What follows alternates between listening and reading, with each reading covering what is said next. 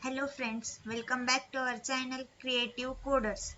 In today's tutorial, I will teach you to check if year is a leap year or not. Now we start the coding. First we declare #include stdio. It is a header file in C language. Then we declare int main. Main is a function. In the curly brace, we enter int year. Year is a whole number, so we take int data type. In the year variable, we stored year. Then printf. This shows the output on the screen.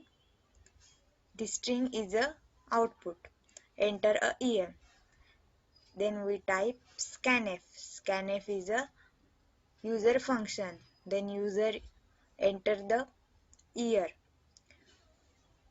We use %d because we take integer as a data type, and ampersand shows the location of the year. Then after that, if is a first if shows the year is divided by 400 equals to 0. Then this condition is true, we print the is a leap year. Bracket complete. Next condition, if condition is not true, then we go to else if. Next condition, year divided by 100 equals to 0. If this condition is true, then we print is not a leap year. After that, last condition is a year %d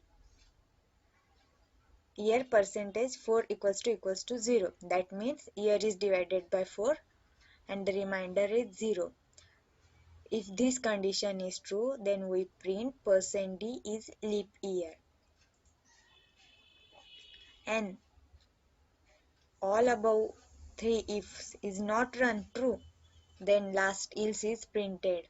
%d is not a leap year.